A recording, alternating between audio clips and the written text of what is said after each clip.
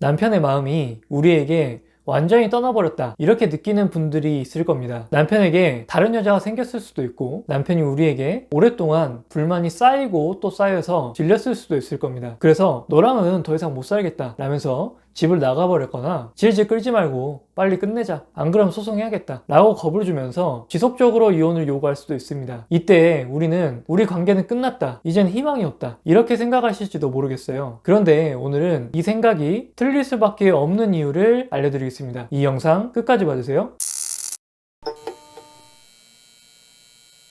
일단 가장 먼저 말씀드리고 싶은 것은 남편이 어떤 이유에서건 우리에게 완전히 마음이 돌아섰다고 하면 이때 아니면 붙잡을 기회가 없다 이런 생각이 드실 수도 있을 겁니다. 그래서 남편에게 빌면서 내가 잘못했어, 내가 잘할게, 우리 잘 살고 있었잖아, 한 번만 기회를 줘, 아이들은 어떻게 해, 아이들은 죄가 없잖아 이런 형태로 매달리고 계실 수도 있을 겁니다. 그런데 저는 이 매달리는 것을 딱 한 번 이상은 하지 말라고 말씀을 드리고 싶어요. 이런 우리의 행동들은 남편이 우리에게 마음이 떠나야만 하는 이유를 더 많이 만들어주고 우리에 대한 반발심을 더 키울 수밖에 없기 때문입니다. 그리고 만약 우리가 무릎이 닳도록 빌어서 남편의 마음을 돌린다고 한들 우리가 행복할 수 있을까요? 아닐 확률이 높습니다. 남편은 우리에게 갑질을 시작할 겁니다. 아마도 남편의 마음을 돌린 그 이후에 조금이라도 남편의 눈밖에 나는 행동을 하게 되면 이럴 거면 끝내자니까? 이런 말을 들으면서 남편의 눈치만 보면서 살아갈 수밖에 없습니다. 남편이 우리에게 마음이 떠났다고 느끼면 분명히 조급하고 불안하고 하실 겁니다. 하지만 그럴수록 절대로 성급하게 남편의 마음만을 돌리려고 매달리지 않으셨으면 좋겠다는 말씀을 먼저 꼭 드리고 싶었어요. 그래서 지금 남편이 완전히 돌아섰다고 하더라도 오늘 충분하게 이해하시게 된다면 마음의 여유를 가지고 기다리실 수 있는 힘이 생길 겁니다. 먼저 첫 번째로는 사람의 마음이 어떻게 작동하는가 그 원리에 대해서 생각해 볼 필요가 있습니다. 우리는 아마 결혼하기 전에 남편에게 좋은 감정을 가졌을 거예요. 그리고 그 감정이 그렇게 크게 변하지 않을 거다 이렇게 그 당시에는 착각을 했을 겁니다. 뭐 이 정도면 괜찮은 배우자지, 이 사람도 결혼을 하면 뭔가는 조금 달라지겠지, 혹시라도 부딪히는 일이 있으면 내가 좀 양보하거나 상대방이 좀 양보하면 되잖아 이렇게 합리화를 했을 겁니다. 왜냐하면 남편에 대한 좋은 감정이 계속 유지될 수 있을 거라고 착각을 했으니까요. 결혼하기 전에 이 남자는 내가 언제든지 싫어할 수도 있다 이렇게 생각을 하셨다면 결혼 자체를 안 하셨을 겁니다. 하지만 결혼을 하고 나서 남편에게 들었던 감정은 정말로 그때그때 항상 변했을 겁니다. 어떤 경우는 꼴도 보기 싫었을 정도로 미워했을 때도 있었을 것이고 서운했을 때, 때로는 고마웠을 때, 남자다워서 든든했을 때도 분명히 있었을 겁니다. 그런데 우리는 항상 상대방에게 어떤 감정이 생기면 그 감정이 옳다, 이 감정이 영원할 것이다 이렇게 착각을 하게 됩니다. 그런데 사실 우리의 마음은 절대로 고정불변한 것이 아니거든요. 상황에 따라서, 환경의 변화에 따라서 우리의 마음은 항상 영향을 받고 변할 수밖에 없습니다. 사실 우리가 느끼는 대부분의 감정에 대해서 우리는 결정권이 없는 경우가 대부분이거든요. 따로 훈련을 하지 않는 이상 말이죠. 그래서 남편이 우리를 싫어한다고 느낀다면 남편과 나는 이제 끝났다, 돌아올 수 없는 강을 건넌 것 같다 이렇게 해석하는 것은 틀린 해석입니다. 그저 남편은 우리를 평생 싫어해야 된다고 착각하고 있고 그렇게 스스로의 감정을 바보처럼 믿고 있는 상태다 이렇게 해석하는 게 조금 더 객관적일 겁니다. 물론 우리가 남편에게 좋은 모습을 몇 번 보여준다고 해서 남편의 마음이 한순간에 드라마틱하게 바뀌지는 않을 거예요. 남편 본인도 그렇게 자신의 마음을 결정하기까지 시간이 걸렸을 것이기 때문입니다. 그렇기 때문에라도 우리는 더 이상 조급함을 보이면 안 됩니다. 앞서 말씀드렸듯이 남편의 감정이 바뀔 수 있을 때까지 기다릴 수 있는 우리의 마음의 여유가 중요한 것이죠. 그리고 많은 분들이 남편과의 관계가 되돌리기 힘들 것이라고 착각하는 이유가 한 가지 더 있습니다. 그건 남편이 우리에게 했던 말 때문이거든요. 남편이 우리에게 했던 말들을 고지고대로 듣고 믿어버리는 거죠.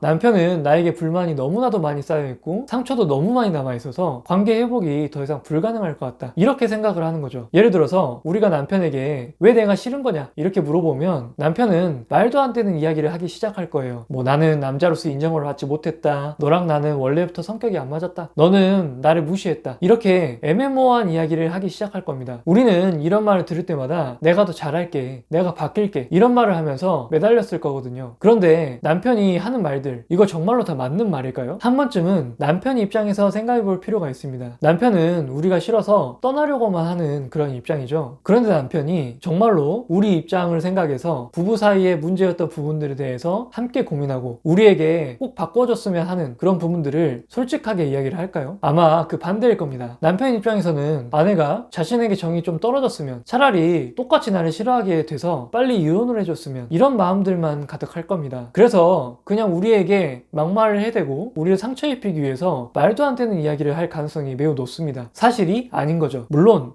우리와 결혼 생활을 하면서 우리에게 신뢰감을 잃게 된 행동들에 대해서도 슬쩍슬쩍 이야기를 하긴 할 겁니다. 하지만 남편의 이야기를 곧이곧대로 다 믿을 필요가 없다는 말씀을 드리는 거예요. 그렇기 때문에 남편이 우리에게 불만이었다고 하는 점을 일일이 다 기억하고 고쳐야 될 필요도 없다는 말씀을 드립니다. 남편은 자기 자신이 이혼해야만 하는 이유를 합리화시키려고 하는 거고요. 자신의 자존심을 지키기 위해서 아내를 무조건적으로 비난하는 그런 말들을 하는 것 뿐이다. 이것을 아셔야 합니다. 최소한 남편의 비난 중에서 80% 이상은 흘려 들으셔도 될 거예요. 어떠셨나요? 사람 마음은 항상 변할 수 있다는 점, 그리고 남편이 이혼하자면서 우리에게 했던 비난들을 곧이곧대로 다 받아들이지 않아도 된다는 점을 이해하셨을까요? 이것만 알게 되더라도 남편의 행동 하나하나에 신경 쓰는 시간들을 좀 줄이고 이제는 더 어려운 시간 속에서도 더 성숙한 사람이 되고자 하는 우리를 발견할 수 있을 것 같습니다.